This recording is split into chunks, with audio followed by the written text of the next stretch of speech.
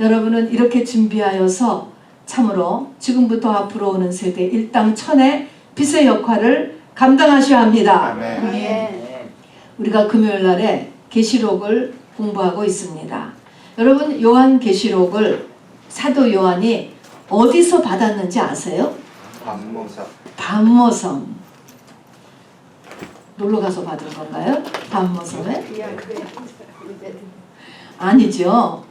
로마의 황제 숭배를 안 하는 것 때문에 지중해 외딴 섬 반모에 그야말로 유배, 감옥에 갇힌 것입니다. 그 반모섬은 사방이 막힌 곳이에요. 사도 요한의 삶이 사방이 막혔다는 것입니다. 현실에 있어서. 나이도 92, 3세로 이렇게 우리가 보여집니다. 그런데 사방이 막힌 곳에서 요한계시록을 받으신 겁니다. 하늘이 열린 거예요. 그래서 우리의 삶이 막힐 때가 있어요. 또 삶이 막히는 사람이 있어요. 가다가 막힌다고요. 그러면 하늘을 열기를 원하신다라는 것을 여러분 꼭 깨달을 수 있게 되기를 바랍니다.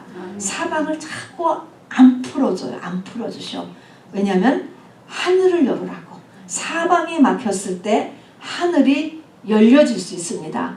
그리고 하늘이 열려지고 나면 땅은 그 다음에 다 열리게 되어 있습니다. 그래서 하늘을 열어야지 됩니다.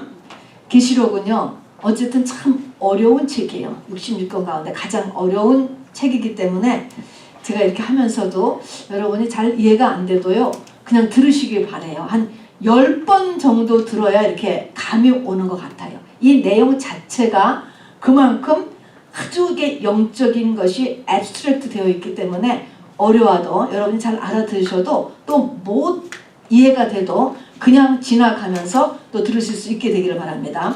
요한계시록의 골격이 7인 7나팔 7대접이 골격을 이룬다고 했잖아요.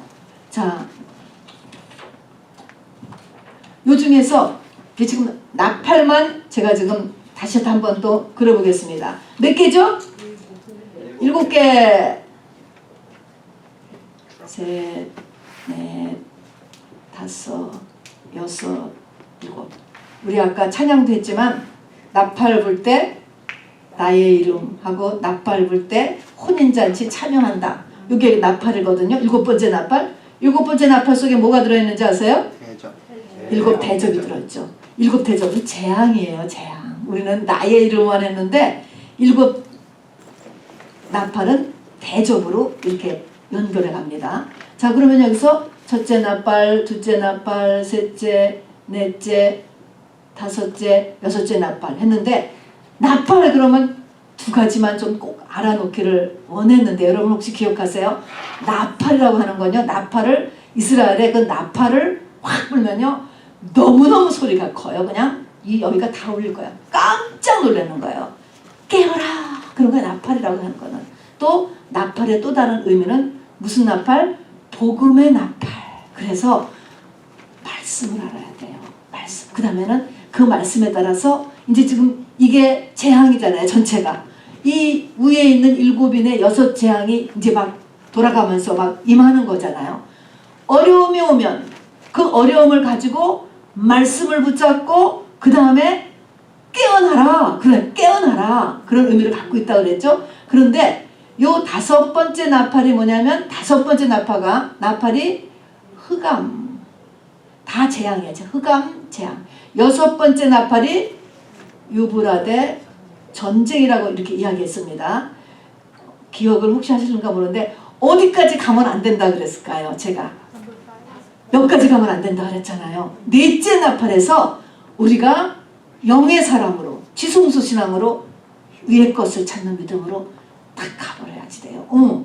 계속 땅에 있으면은 일로 들어가는 거예요. 그런데 요거부터 요거까지를 이제 우리가 또 배워야 될 것은 요거를 뭐라고 하냐면 7년 환란이다. 이렇게 얘기를 해요. 7년 환란. 그리고 요 반 나눠서 전 3년 반, 후 3년 반. 이건 뭐예요? 끝이에요, 끝. 그래서 7년 환란이라고 하는 말은 다니엘서 9장 27절에 인류 역사의 마지막 한 일에 요걸 얘기했거든요. 대환란. 한 일이라는 건 7이에요, 7. 인류 역사 끝이에요, 끝. 이게 몇 년이 될지 모르지만 완전히 지구가 끝나는 것, 요거의 마지막 7년. 요것이 다섯째 나팔, 여섯째 나팔, 일곱째 나팔, 7년 환란이라고 한다라는 걸 알아두시고, 이건 개인에도 이렇게 개인에게도 똑같이 이렇게 영적으로 이렇게 역사된다고 말씀드렸습니다. 이거는 인류 역사고 한 개인을해서도 여기까지 왔는데 못 깨달으면은 흑암 재앙 5번째 나팔이 불려지고 연계해서, 그러면 이 사람은 점점점 교회를 더 안 가. 문제가 이렇게 터졌는데도 깨달아지지가 않아. 그런 거가 흑암 재앙에 들어가는 거예요. 그래서 여기가 중요한데, 이런 7년 환란이 일어나는데 7년 환란이 일어나는 중요한 이유는 뭐냐면, 이때 바로 마귀의 우리 성부, 성자, 성령, 우리도 3위가 있잖아요. 마귀의 뭐라 그럴까? 3요소? 마귀의 삼일체 말 이상하다. 마귀의 세 가지 마귀가 그전에도 인류 역사에서 에덴 동산 때부터 쭉 있었어요. 근데 요 마지막 7년에는 그야말로 커밍아웃이네. 커밍아웃. 마귀의 커밍아웃. 그래서 7년 환란이에요. 마귀가 이때부터 이제 딱 이때부터는 이 7년 환란 동안에 그냥 완전히 이 세 마귀가, 마귀의 삼위일체가 이제 다 이렇게 나오는 때가 7년 환란입니다. 자, 그래서 우리 지난 시간에 배웠잖아요. 마귀의 삼위일체 혹시 기억하세요? 뭔지? 용. 그 다음에는 바다에서 올라온 짐승, 땅에서 올라온 짐승. 그래서 용은 안 보여요. 안 보여. 그런데 이제 요 7년 환란, 물론 그전에도 쭉 있었지만 요 7년 환란 기간 동안에는 이 바다에서 올라온 짐승과 땅에서 올라온 짐승이 완전히 사람으로서 이름도 다 나타날 수 있게 사람으로서 완전하게 활동을 합니다. 그래서 바다에서 올라온 짐승의 이름이 적그리스도다 이렇게 얘기하고, 땅에서 올라온 짐승을 거짓 선지자들 이렇게 합니다. 그래서 이 용은 뒤에서 조정하는 거고, 여기 없군요. 이 바다에서 올라온 짐승과 땅에서 올라온 짐승으로 인하여서 이제 이 마지막 이 7년 환란이 일어나게 됩니다. 우리 한번 PPT 한번 좀, 지난번에 컴퓨터 고장나서 못 봐서요. 용 한번 누가 이제 그려놓은 건데, 저게 용이에요, 용. 그죠? 7머리, 붉은 용이죠. 색깔이 빨간색. 그래서 7머리가 있고, 이제 지난번에 있는 걸 한번 그림으로 잠깐만 보고요. 그 다음에 바다에서 올라온 짐승, 이게 적그리스도라고 그랬습니다. 표범 같고 곰 같고 사자 같고 하는, 지난번에 페이퍼 있으신 분은 그 바다에서 올라온 짐승, 뿌리 몇 개고 머리가 몇 개고 왕관을 쓰고 그리고 용이 자기의 능력과 보좌와 큰 권세를 다 주고 하자. 아주 이 땅에서 누가 이 짐승과 싸우려 할 만큼 당할 자가 없는 능력의 사람이에요. 정치 지도자죠. 이런 사람이 나오는데, 이것이 이제 용이 나오는 거고, 그 다음에 거짓 선지자가 등장한다 그랬죠. 거짓 선지자는 이렇게 어린 이렇게 양인데 뿔이 달린 양같이 올라와요. 그래서 목사라고 하는 이름을 가지고 있게 됩니다. 그래서 거짓 선지자는 누가 뭐 거짓 선지자라고 이름을 붙이는 게 아니고 뭐 이렇게 써 있는 게 아니고 똑같은 목사예요. 그런데 그냥 성경 뒤에 가서 보면 음녀교회의 목사들이에요. 음녀교회. 목사일 수도 있고 신학교 교수일 수도 있고 캐톨릭의 신부일 수도 다 들어가는 거죠. 그래서 그리고 이 음녀교회의 어미다. 그 모체가 되는 세력이 캐톨릭입니다. 보면은. 그래서 이 거짓 선지자와 적그리스도가 마지막 7년의 대환란을 일으키게 됩니다. 그리고 이 네, 그래서 이제 이 적그리스도와 거짓 선지자 이들 중에 누가 이 마지막 7년을 적그리스도하고 거짓 선지자가 활동하는데 이렇게 우리가 지난 시간에 배운 걸 보면 누가 더 활동을 많이 해요? 거짓 선지자가 일을 다 하는 거예요. 거짓 선지자가. 우리는 정치 지도자는 이렇게 믿는 사람은 잘 안 본다고요. 그거를 걸려도 듣는데 목사가 와서 얘기를 하니까 다 따르게 되는 거예요. 그래서 적그리스도가 일하는 것을 다 일하게 해주는 자가 목사들이에요. 목사 또 종교계 리더들이 다 하게 됩니다. 666 표를 받는 것도 또 적그리스도에게 경배해야 된다라고 하는 것도 이거 다 만드는 거가 이게 다 거짓 선지자들입니다. 그래서 우리가 지금부터 부지런히 준비할 것은 우리 성령 받은 우리가 스스로 준비하여서 분별할 수 있어야 된다라고 하면서 해서 그것을 명심을 해주시길 바랍니다. 자, 그런데 적그리스도와 마귀의 이제 세 가지 중에서 요 적그리스도와 거짓 선지자 요게 실제 나타나는 사람이거든요. 요 사람이 잡혀요. 어디서 잡히느냐? 오늘 그 잡히는 거 어디서 잡히냐면 이제 7년을 활동을 하고 잡히는데 그것이 계시록 19장 20절 21절에 보면은 요 적그리스도와 거짓 선지자가 잡혀요. 그게 19장입니다. 그래서 오늘은 요한계시록 19장을 하는데요. 19장을 우선 좀 한번 쭉 읽을 것입니다. 요한계시록 19장을 읽으시고 최지연 집사님 오늘 대표기도시니까 나오셔서 이거를 읽으세요. 우리하고 한 절씩 교독해서 읽겠습니다. 계시록 19장. 자, 잠깐만.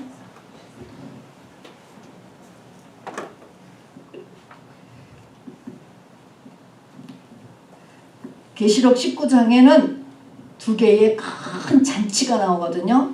우리가 늘 바라는 어린 양의 혼인잔치, 또 하나는 하나님의 큰 잔치, 두 개의 큰 잔치. 하나님의 큰 잔치가 여러분 뭔지 아세요?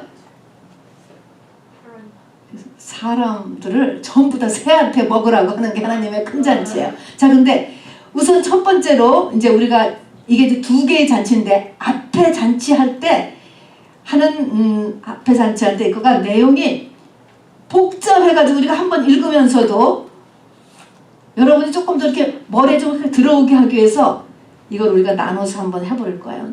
여기 나오는 사람이 뭐가 있냐면 허다한 무리의 큰 음성. 이건 크게 읽어야 돼요. 허다한 무리의 큰 음성 또는 보좌 이렇게 써 있어요. 보좌에서 나는 소리다. 요 사람이 필요하고 그 다음에 24장로와 생물의 소리가 또 나오고 천사가 나오고 그 다음에 사도 요한이 내가 보니 어떠고 저쩌고 하는 사도 요한이 나와요. 자, 이게 이 19장 1절부터 10절까지 이렇게 나오는데 요거를 이제 지금 최지연 시간에 우리가 쭉 읽을 때 이건 나눠서 할 테니까 봐. 요거를 뭐 할까? 허다한 무리의 큰 음성은 큰 음성이니까 우리가 다 하고 24장로와 생물 요거 최태원 집사님 요거 맡아서 하세요. 요걸 읽으면서요. 내 몫이 어딘가 하는 거를 한번 연필로 이렇게 표시를 해놔가지고 한번 하나님께 한번 요거를 한번 우리가 영광을 돌려볼 거예요. 최태원 집사님 천사 윤지 선생님 하셔. 천사가 하는 말 천사하고 사도 요한 집사님 잘 봐야 돼. 지상호 집사님. 자, 이게 굉장히 복잡하니까요. 내 몫이 어딘가라는 걸 이렇게 연필로 이렇게 해놓으세요. 그래야지 이게 감이 들어오니까 그래요. 자, 일단 한번 쭉 19장 전체 집사님 하나 우리 하나 그렇게 읽을게요. 하세요. 이 일 후에 내가 들으니 하늘에 허다한 무리의 큰 음성 같은 것이 있어 이르되 할렐루야 구원과 영광과 능력이 우리 하나님께 있도다. 그의 심판은 참되고 의로운지라 음행으로 땅을 더럽게 한 큰 음녀를 심판하사 자기 종들의 피를 그 음녀의 손에 갚으셨도다 하고 두 번째로 할렐루야 하니 그 연기가 세세토록 올라가더라. 또 24 장로와 네 생물이 엎드려 보좌에 앉으신 하나님께 경배하여 이르되 아멘 할렐루야 하니 보좌에서 음성이 나서 이르되 하나님의 종들 곧 그를 경외하는 너희들아 작은 자나 큰 자나 다 우리 하나님께 찬송하라 하더라. Then I heard what sounded like a 허다한 무리의 음성과도 같고 많은 물소리와도 같고 큰 우레소리와도 같은 소리로 이르되 할렐루야 주 우리 하나님 곧 전능하신 이가 통치하시도다. 우리가 즐거워하고 크게 기뻐하며 그에게 영광을 돌리세. 어린 양의 혼인 기약이 이르렀고 그의 아내가 자신을 준비하였으므로 그에게 빛나고 깨끗한 세마포 옷을 입도록 허락하셨으니 이 세마포 옷은 성도들의 옳은 행실이로다 하더라. 천사가 내게 말하기를 기록하라. 어린 양의 혼인 잔치에 청함을 받은 자들은 복이 있도다 하고 또 내게 말하되 이것은 하나님의 참되신 말씀이라 하기로 내가 그 발 앞에 엎드려 경배하려 하니 그가 나에게 말하기를 나는 너와 및 예수의 증언을 받은 내 형제들과 같이 된 종이니 삼가 그리하지 말고 오직 하나님께 경배하라. 예수의 증언은 예언의 영이라 하더라. 또 내가 하늘이 열린 것을 보니 보라 백마와 그것을 탄 자가 있으니 그 이름은 충신과 진실이라. 그가 공의로 심판하며 싸우더라. 그 눈은 불꽃 같고 그 머리에는 많은 관들이 있고 또 이름 쓴 것 하나가 있으니 자기밖에 아는 자가 없고 또 그가 피 뿌린 옷을 입었는데 그 이름은 하나님의 말씀이라 칭하더라. 하늘에 있는 군대들이 희고 깨끗한 세마포 옷을 입고 백마를 타고 그를 따르더라. 그의 입에서 예리한 검이 나오니 그것으로 만국을 치겠고 친히 그들을 철장으로 다스리며 또 친히 하나님 곧 전능하신 이의 맹렬한 진노의 포도주 틀을 밟겠고 그 옷과 그 다리에 이름을 쓴 것이 있으니 만왕의 왕이요 만주의 주라 하였더라. 또 내가 보니 한 천사가 태양 안에 서서 공중에 나는 모든 새를 향하여 큰 음성으로 외쳐 이르되 와서 하나님의 큰 잔치에 모여 왕들의 살과 장군들의 살과 왕자들의 살과 말들과 그것을 탄 자들의 살과 자유인들이나 종민들이나 작은 자나 큰 자나 모든 자의 살을 먹으라 하니라. 또 내가 봄에 그 짐승과 땅의 임금들과 그들의 군대들이 모여 그 말탄 자와 그의 군대와 더불어 전쟁을 일으키다가 짐승이 잡히고 그 앞에서 표적을 행하던 거짓 선지자도 함께 잡혔으니 이는 짐승의 표를 받고 그의 우상에게 경배하던 자들을 표적으로 미혹하던 자라. 이 둘이 산채로 유황불 묻는 곳에 던지고 그 나머지는 말탄 자의 입으로부터 나오는 검의 죽음에 모든 새가 그들의 살로 배불리더라. 아멘. 자, 7 됐습니다. 7년 환란에 적그리스도와 거짓 선지자가 오늘 여기서 산채로 유황불 붙는 물에 던져져요. 19장 그런 얘기인데 두 개의 큰 잔치가 있는데 우리 앞부분의 잔치 어린 양의 혼인잔치의 거를 한번 좀 정말 실감나게 한번 좀 읽어보려고 합니다. 자, 그래서 아까 우리가 좀 나눈 대로요. 내 몫이 어딘가를 한번 좀 잘 보세요. 내가 읽을 거가 어딘가. 자, 최태영 사님은 24 장로와 네 생물이 하는 말을 한번 잘 보세요. 뭔가. 윤지 선생님은 천사가 무슨 말 했는가 잘 보세요. 천사. 그리고 나머지는 허다한 물의 큰 음성. 우리 여러 사람이 해야 되니까 큰 음성이니까 그 허다한 물의 큰 음성은 우리가 할 거예요. 자, 그러면 이 내레이터가 사도 요한 지성호 집사님 해보세요. 찾으셨어? 자기가 할 거 다 준비하셨습니까? 자기가 할 부분. 우리 허다한 무리의 큰 음성은 우리가 그냥 여러 명이니까. 자, 그러면은 지집사님 한번 해보실래요? 시작할까요? 네. 이 일 후에 내가 들으니 하늘에 허다한 무리의 큰 음성 같은 것이 있어 이르되 할렐루야 구원과 영광과 능력이 우리 하나님께 있도다. 그의 심판은 참되고 의로운 자라. 음행으로 땅을 더럽게 한 그 음녀를 심판하사 자기 종들의 피를 그 음녀의 손에 갚으셨도다. 하고 두 번째로 할렐루야 아니지. 할렐루야는 우리가 해야지. 다시 읽으세요. 지집사님. 하고 두 번째로 할렐루야. 하니 그 연기가 세세토록 올라가더라. 또 24 장로와 내 생물이 엎드려 보좌에 앉으신 하나님께 경배하여 이르되 아멘. 할렐루야. 하니 보좌에서 음성이 나서 이르시되 하나님의 종들 곧 그를 경외하는 너희들아 작은 자나 큰 자나 다 우리 하나님께 찬송하라 하더라. 또 내가 들으니 허다한 무리의 음성과 또 같고 맑은 물소리와도 같고 큰 우레소리와도 같은 소리로 이르되 할렐루야 주 우리 하나님 곧 전능하시는 이가 통치하시는도다. 우리가 즐거워하고 크게 기뻐하며 그에게 영광을 돌리세. 어린 양의 혼인 기약이 이르렀고 그의 아내가 준비되었으므로 그에게 빛나고 깨끗한 세마포 옷을 입도록 하셨으니 이 세마포 옷은 성도들의 옳은 행실이로다. 하더라. 천사가 내게 말하기를 기록하라. 다시 천사가 내게 말하기를 기록하라. 어린 양의 혼인 잔치에 청함을 받은 자들은 복이 있도다. 하고 또 내게 말하되 이것은 하나님의 참되신 말씀이라. 하기로 내가 그 발 앞에 엎드려 경배하려 하니 그가 나에게 말하기를 나는 너와 및 예수의 증언을 받은 내 형제들과 같이 된 종이니 삼가 그리하지 말고 오직 하나님께 경배하라. 예수의 증언은 예언의 영이라. 하더라. 아멘. 이렇게 진행이 되었다 하는 것입니다, 여러분. 자, 그러면은 이제 이거 오늘 19장의 것을 같이 말씀 나누겠습니다. 요거를 좀 나눠 주실래요?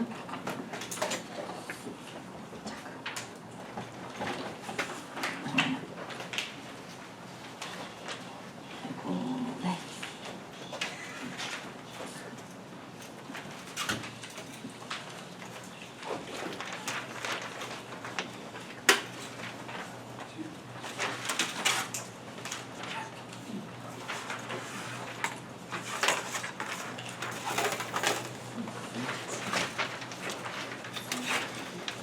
자, 계시록 19장은 7년 환란의 주범인 땅에서 올라온 짐승, 바다에서 올라온 짐승이 잡힌 거예요. 잡혔어. 그런 놀라운 장이면서도 거기에 보면은 어린 양의 혼인 잔치와 하나님의 큰 잔치의 두 가지로 되었습니다.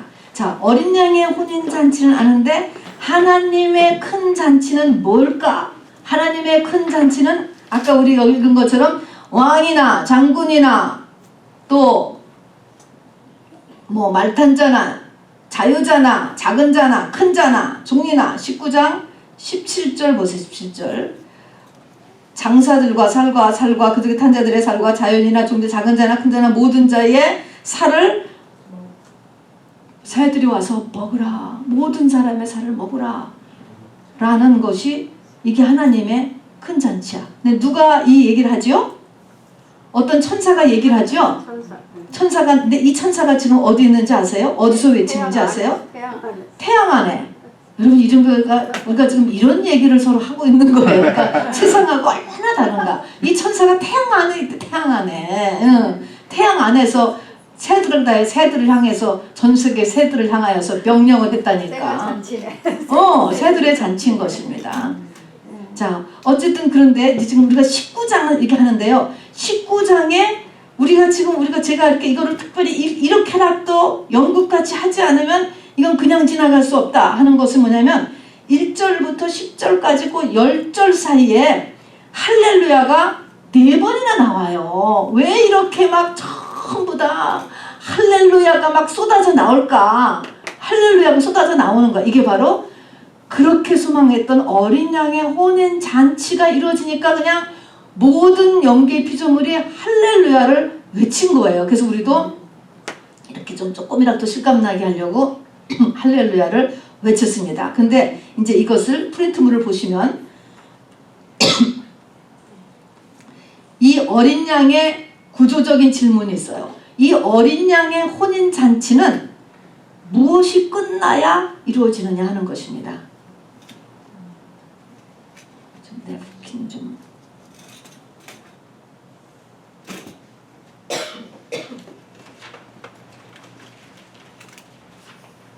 됐습니다.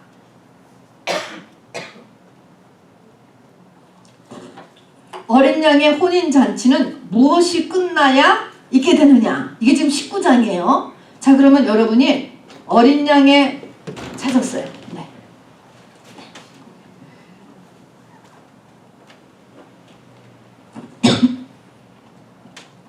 어린 양의 혼인 잔치가 뭐 다음에 18장이 무슨 장인가를 보세요. 18장. 바벨론의 패망. 18장이 뭐죠? 바벨론의 패망. 바벨론이 멸망하는 게 18장이에요. 바벨론이 뭐죠? 세상이죠. 세상이 멸망해야지 어린 양의 혼인 잔치가 있는 것입니다. 자, 한 개인으로 말하면 무엇을 얘기합니까? 내 안에 세상 사랑이 끝나야 신부가 되는 거예요. 그를 나타내고 있습니다. 내 안에 세상 사랑. 간단히 말하면 그것입니다, 여러분. 그러면 하나님의 이 연적은 누구야? 연적은 우리를 놓고 하나님이 컴피티션 하고 있는 지금 대상은 세상이지, 세상. 우리가 자꾸 세상을 사랑하기 때문에. 그래서 이 어린 양의 혼인 잔치는 무엇이 끝나야 있게 되냐면 그 바로 앞에는 계시록 18장 바벨론의 패망이 일어나야 된다. 여러분 거기다가 이 바벨론의 패망은 다시 말하면 세상 사랑이 나한테서 끝나야 된다는 것입니다. 자, 그런데 오늘 이제 그 어린 양의 세상 사랑이 끝나서 어린 양의 혼인 잔치를 하면서 곧바로 이루어지는 것이 뭐냐면 하나님의 큰 잔치를 또 하잖아요. 그러면 또 이건 또 뭐냐는 거지. 왜 또 하나님의 큰 잔치를 어린 양의 혼인 잔치가 끝난 다음에 이런 일을 또 할까요? 이것은 뭐냐면 우리가 고린도후서 10장 6절을 한번 찾아보시기 바랍니다. 신약성경 296페이지입니다. 296페이지 중요하니까 찾아서 고린도후서 10장 6절 찾으셨습니까? 네. 시작. 너희의 복종이 온전하게 될 때 모든 복종하지 않은 것을 벌하려고 준비하는 중에 있노라. 무슨 말이에요?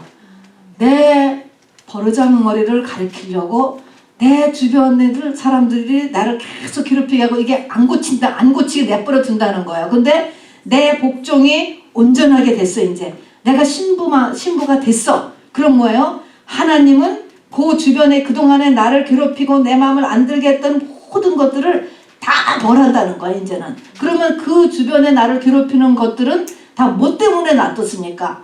나 때문에. 나를 신부 만들게 하려고 계속 내 주변에 어려움을 줬는데 이제 내가 신부가 됐어. 그럼 하나님이 그냥 기다렸다는 듯이 그냥 그 주변에 모든 나를 신부를 어렵게 했던 것들을 다 벌한다. 그게 뭐예요? 새들의 잔치. 그게 바로 새들의 잔치. 새들한테 여기 보니까 막 다 들어가잖아요.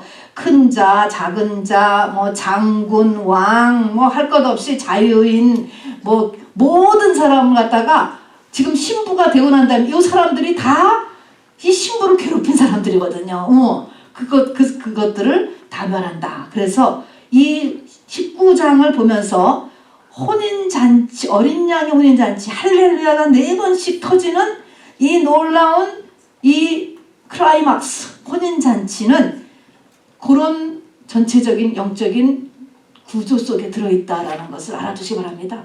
지금 나도 똑같은 거야. 여러분 자체도 이렇게 진행이 된다는 것이죠. 자, 그러면 이제 내가 될 때까지 내 환경이 계속 문제가 있다라는 것이지요.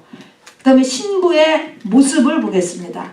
계시록 19장 8절을 보면서 19장 여러분이 한번 찾아서 넣어보세요. 신부가 어떤 모습인가? 신부 어떤 옷을 입고 있는가 하는 것이죠.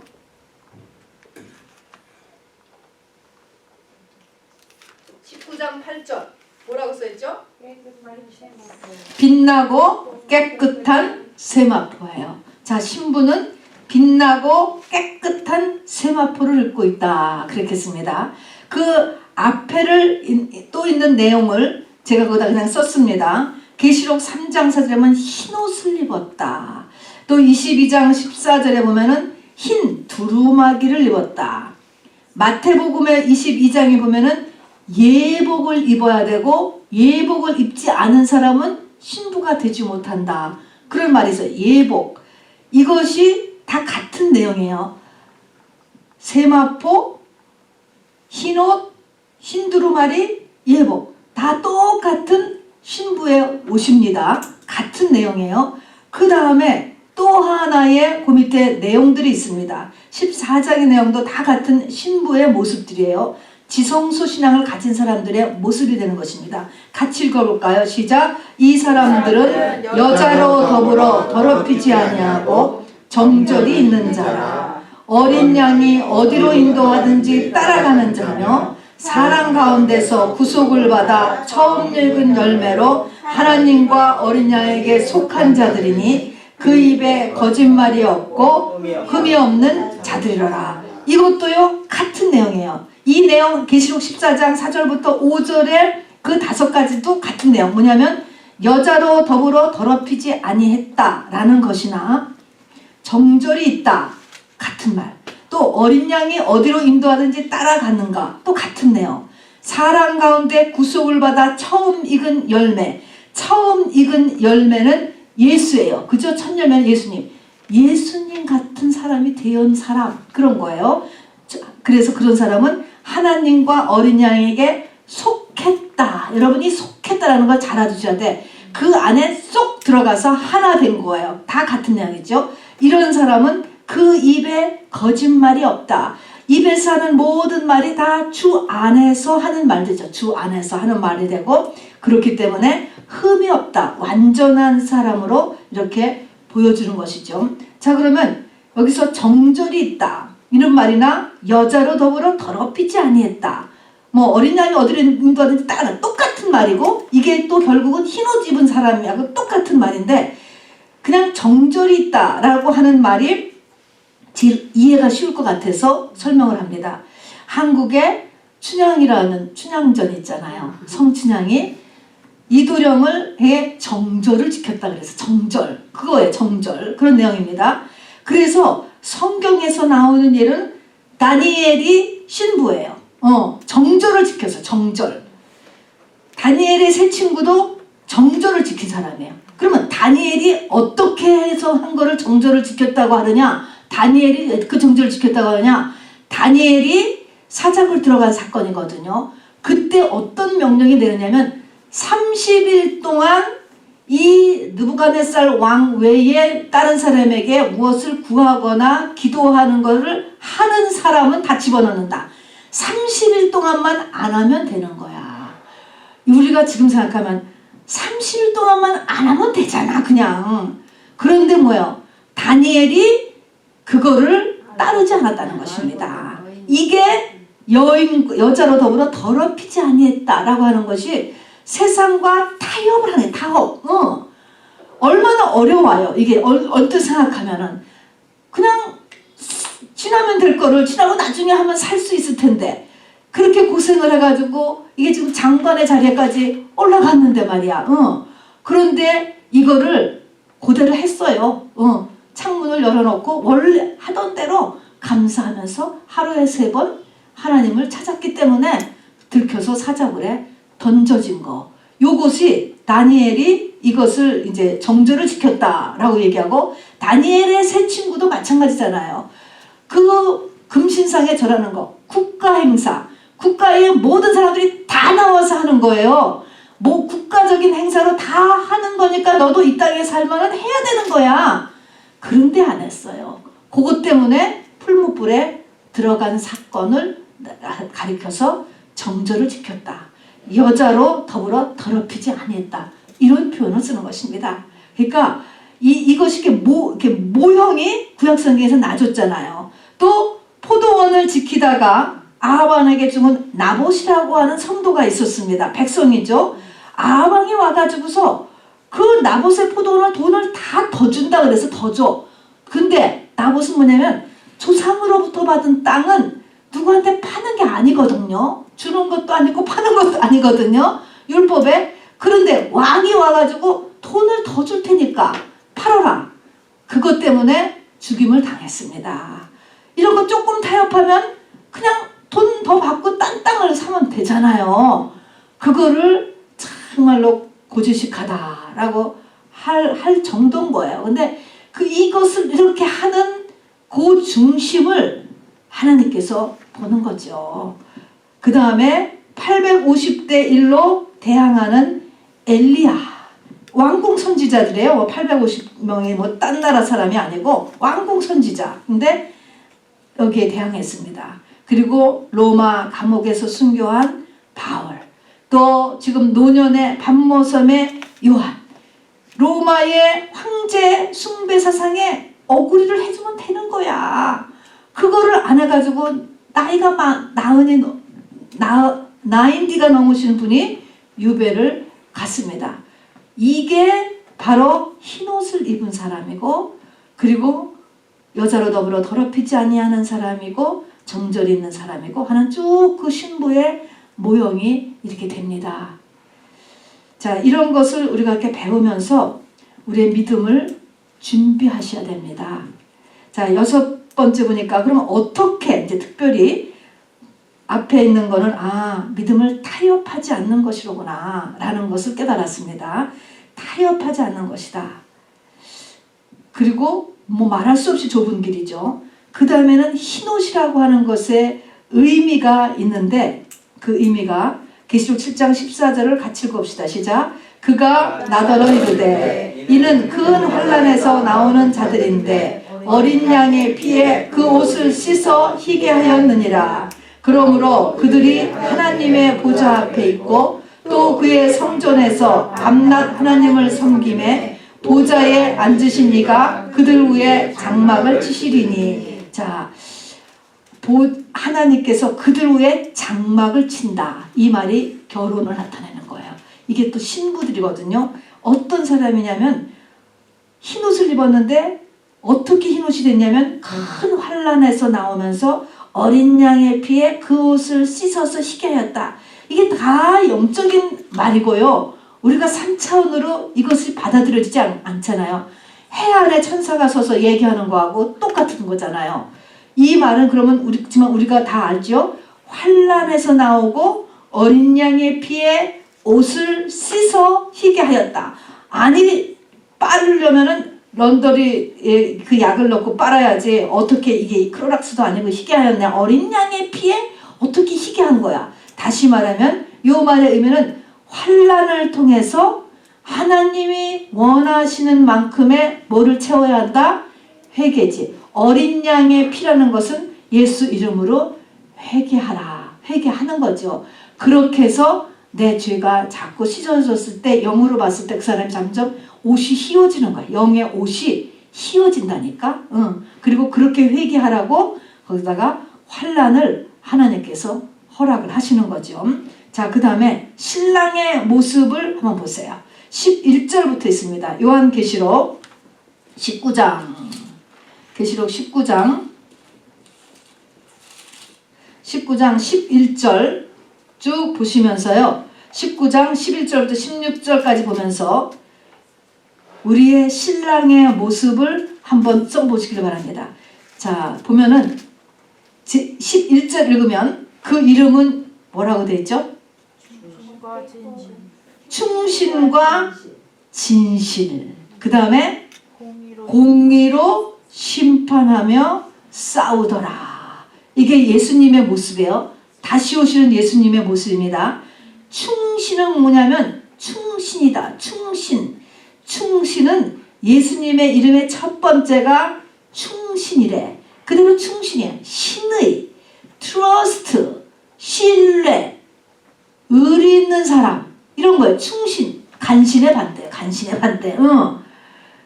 그러니까 예수님은 하나님의 사람은 신의가 있어야지 돼. 신의. 굉장히 중요한 거예요. 사람에 대한 신의가 있어야 된다고. 배반 때리는 건 안 되는 거예요. 그래서 예수님은 충신이고 그 다음에 진실해. 거짓말하지 않고. 얼마나 좋습니까? 그 다음에 내 유익에 따라서 움직이는 게 아니고 공의로 심판해요. 그 다음에 세 번째 더 중요한 것은 우리 예수님은 싸우고 계셔요. 여러분. 싸우는 예수님이야. 예수님이 싸운다라고 하는 거죠. 여러분 쓰셨어요? 1번? 다음에 예수님의 눈이 어떤가 보세요. 예수님의 눈. 불꽃 같은 눈이다. 그 눈은 불꽃 같대. 불꽃. 불꽃 같은 눈이 어떤 눈일 것 같아요? 불꽃 같은 눈. 눈이 불꽃 같아. 보니까 예수님 보면 눈이 불꽃 같으시대. 불꽃 같은 눈이 어떨까? 어떤 눈일 것 같아? 불꽃 같은 눈. 우리의 마음과 생각을 다 아시고 불꽃 같아. 힘이 넘치는 눈이지. 보통 우리의 눈은 눈에 뭐가 있어요? 살기, 도끼, 혈기, 음란기, 또 지친 눈, 힘이 하나도 없는 거. 눈이 풀어졌다 그러잖아요. 그런 눈. 눈은 뭐냐면 그 사람의 영이 드러나는 곳이 눈이에요. 그래서 영의 창문, 내 영이 어떤 상태인가를, 이 집에 뭐가 있는가를 보려면 저 창문을 통해서 이렇게 들여다보면 이 안에 뭐가 있는가를 볼 수 있는 것처럼 내 영 속에 뭐가 들어있는가를 보여주는 것이 눈이라는 거야. 눈에 내 영 속에 있는 것이 다 나와. 그래서 눈을 거울에다 보고 여러분 무슨 귀신아 나한테서 나와. 그럼 어느 때 내 눈으로 내 속에는 영이 기어 나올 때가 있어. 여러분 느낄 거려. 눈빛이 싹 변해요. 그런 것처럼 눈은 내 영의 상태가 표현된다. 혈기가 있는 사람은 혈기가 눈에, 음란한 사람은 눈에 음란이 보여지고 이런 모든 것들이 눈. 그래서 눈은 그 사람의 영의 상태인데 예수님은 불꽃 같은 눈으로 오셨어요. 그리고 머리에는 많은 면류관을 쓰고 오십니다. 그래서 이기신 자예요. 예수님은 계속 이기는 자입니다. 그리고 이름 쓴 것 하나가 있으니 자기밖에 아는 자가 없더라. 이 말은 하나님과의 1대1 관계가 되고 있는 분인 것입니다. 나만이 아는 거야. 나. 나하고 하나님하고의 1대1 관계. 그 다음에 7번째는 무슨 또 옷이 어때요? 피 뿌린 옷을 입었어요. 피 뿌린 옷. 이것은 아까도 예수님이 오시는데 싸우고 계시는 모습으로 그러잖아요. 싸우는 것처럼 계속 영적 전쟁을 많이 하셨어요. 그리고 이 피 뿌린 옷을 입었고 이것은 하나님의 말씀이다. 이렇게 얘기했어요. 13절. 또 그가 피 뿌린 옷을 입었는데 그 이름은 하나님의 말씀이라 칭하더라. 야, 그가 피 뿌린 옷을 입었는데 그 이름은 하나님의 말씀이라 칭하더라. 하나님의 말씀을 내가 말씀으로 여기려면 전쟁하지 않고는 할 수 없는 거예요. 말씀이 말씀되게 하려면 전쟁이 돼야지 사람은 하나님의 말씀 쫓아가지 않게 돼 있어요. 그런데 많이 하여튼 싸우셔가지고 이렇게 피 뿌린 옷을 입고 오셨대. 자, 그 다음에 보니까 이제 15절은 그의 입에서 예리한 검이 나오니 그것으로 만국을 치겠고 그랬습니다. 그의 입, 예수님의 입도 되고 이제 그 위에 이제 하늘에 있는 군대도 되는데 그의 입에서 예리한 검은 이게 뭘 것 같아요? 예리한 검. 말씀의 검. 입에서 살아있는 하나님의 말씀이 나오는 거예요. 우리가 똑같은 말씀을 해도 그 말씀이 이렇게 확 와닿는 말씀이 있지 역사하는 말씀이 있잖아요.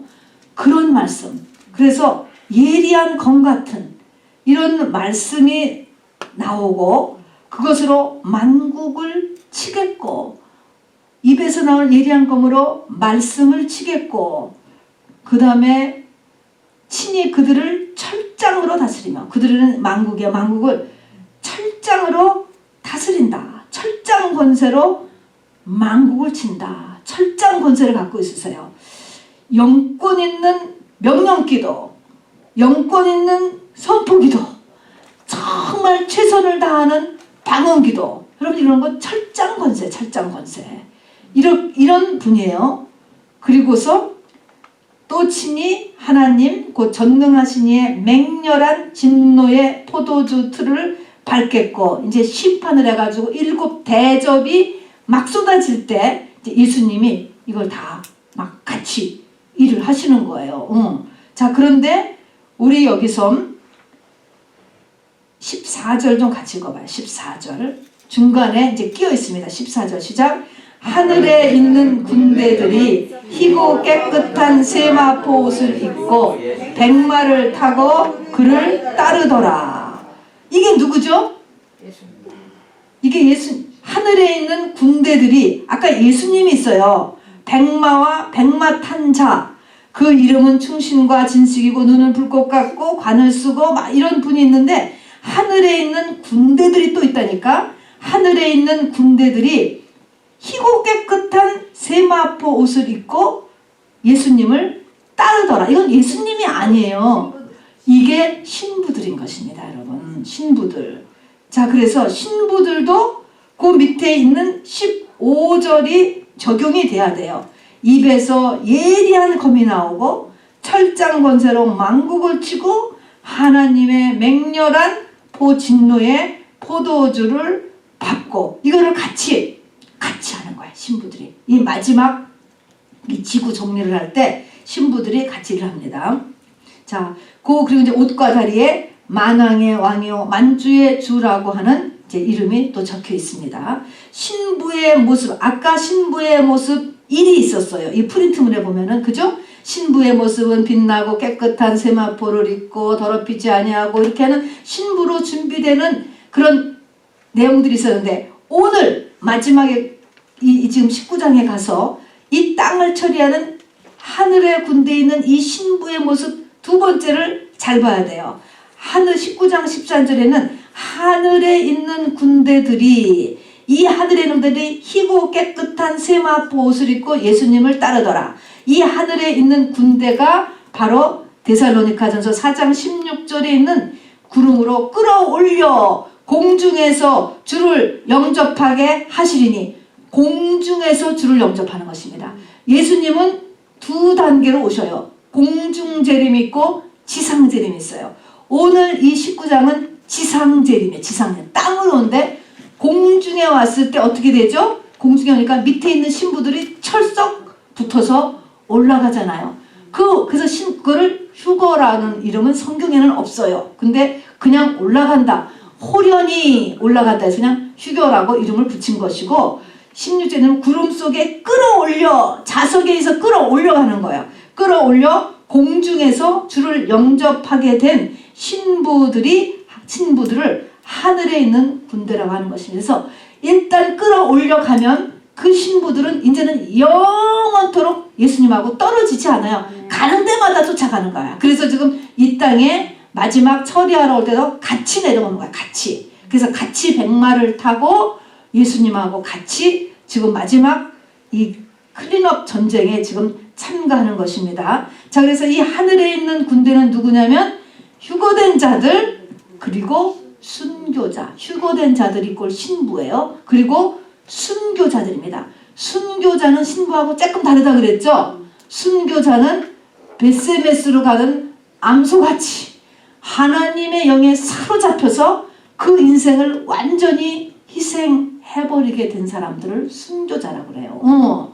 그래서 굉장히 귀한 거죠. 너무너무. 그러니까 이게 상급이 있습니다. 그래서 순교자들이 같이 공중에 끌어올려갑니다. 그래서 순교자들하고 신부들입니다. 자, 그래서 하늘에 있는 군대들이 희고 깨끗한 세마포 옷을 입고 예수님을 따르더라. 그래서 웨딩드레스는 아까같이 희고 깨끗한 세마포 옷이잖아요. 그 웨딩드레스는 다른 말로 하면은 군복이에요, 여러분. 웨딩드레스가 군복. 싸운단 말이야. 싸워. 두 가지가 같은 역할을 하는 거예요. 쌈꾼이어야 돼. 쌈꾼. 신부 되려면 쌈꾼. 자, 군복입니다. 자, 그러면은 이 하늘의 군대다라고 하는 것이 에스겔서 또 시편 2편에 보면은 나와요. 하늘의 군대, 에스겔 골짜기에 마른 뼈들에게 나오는 거예요. 그걸 같이 읽어봅시다. 시작. 이에 내가 그 명대로 대언하였더니, 이때 내가는 에스겔입니다. 생기가 그들에게 들어가매 그들이 곧 살아 일어나서 서는데 극히 큰 군대더라. 그랬습니다. 이때 그들은 누굽니까? 그들은 에스겔 골짜기에 마른 뼈. 사람이 죽었어요. 죽었는데 죽어서도 오래돼가지고 다 말라서 뼈만 뒹구는 거. 와, 이게 이렇게 된 다음에 그 다음에 생기가 불어나서 되는 게 군대야.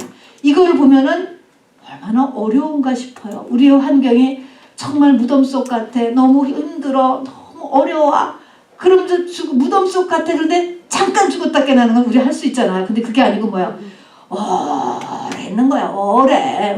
오래 있어가지고 이게 지금 죽어서 오래 있어서 뼈가 말라서 마른 뼈라 이렇게 표시할 정도니까 이 죽은 것 같은 상태를 하나님이 오래 두시는데, 이것이 지금 에스겔을 통해서 생기를 그들에게 부어놓는 그 시점은 언제냐면은 뼈가 말랐다, 마른 뼈가 되었을 때라는 거예요.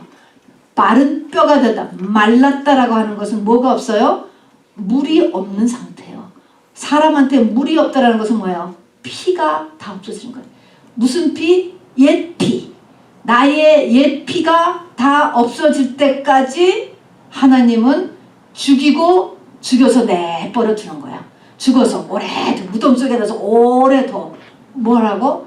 내 옛날 습관 싹 말라서 없어질 때까지. 그러면 하나님이 뭘 보내요?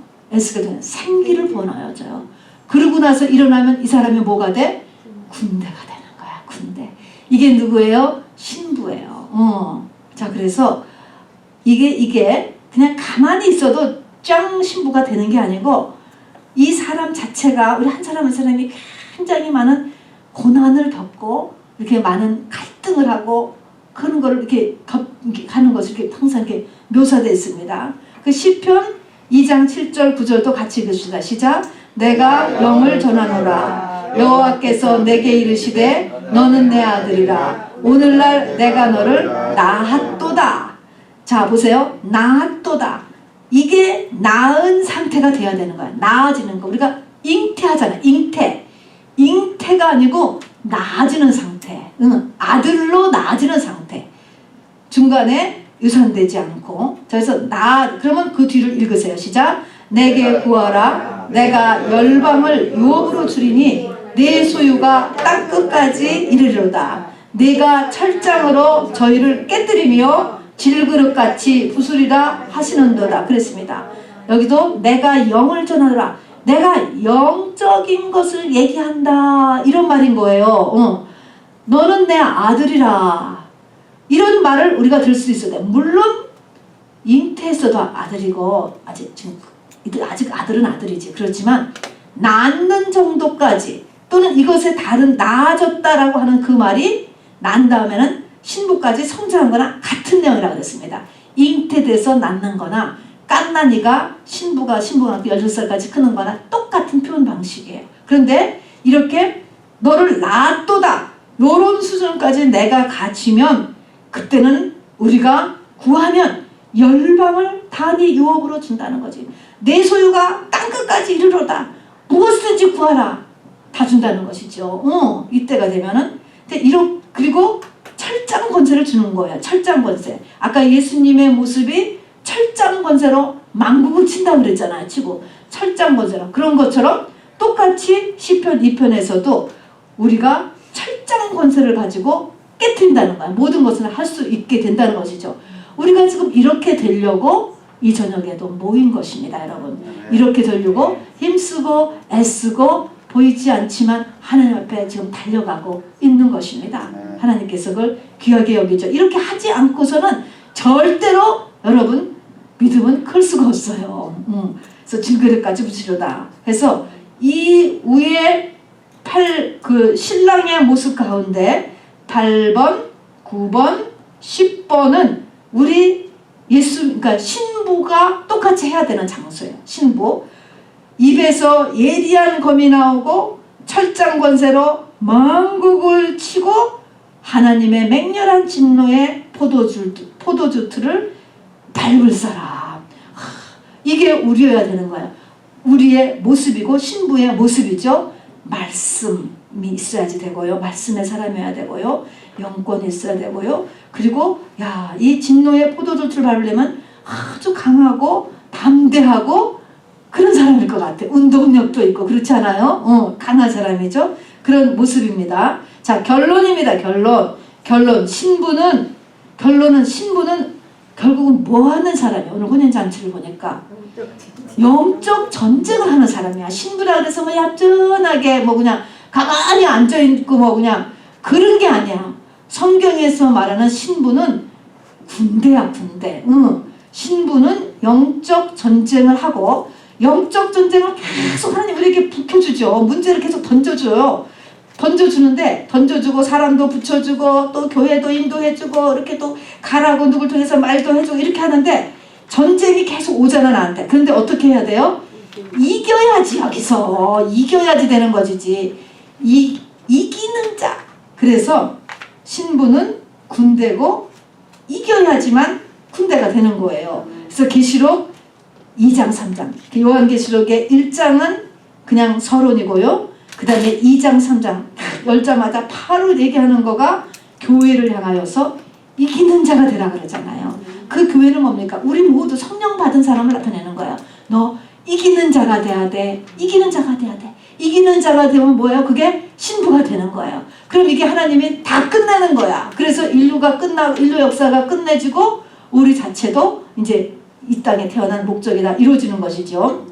그래서 이기는 자가 되라. 그래서 계시록 2장 3장에 보면은 이기는 자가 되기 위해서 권면, 책망, 명령, 경고 이런 것들이 각 사람마다 다 나오잖아요. 우리가 이런 것들을 오늘도 이렇게 생각할 수 있어야지 돼요. 생각해가지고 그냥 나를 건드리면 절대로 안 돼 이러는 게 아니고 나 자신의 또 말씀을 비춰보면서 하나님이 나한테 뭐를 권고하시는구나. 뭐를 내가 잘못 생각했네. 책망도 들을 줄 알고 하나님의 명령도 들을 줄 알고 또 경고도 들을 줄 알고 해서 이겨야 되는 거예요. 그리고 또 하나는 신부는 아까지 흰옷을 입었다. 계속 그 말은 우리가 다 어른이잖아요. 성인이잖아요. 자아라는 것이 이미 벌써 한 10대 초반에 벌써 형성이 되잖아요. 그것을 고쳐야 되잖아. 그러니까 회개를 해야 되는 거야. 회개를 채우는 자리입니다. 그러면 회개한다. 여러분 회개가 되냐고. 회개는 빛이 없으면 못하는 거예요. 빛은 어떻게 해서 들어와요? 말씀을 알아야 되고 그 말씀이 빛이 돼야지 돼. 예배 참석을 해야지 회개를 할 수 있지.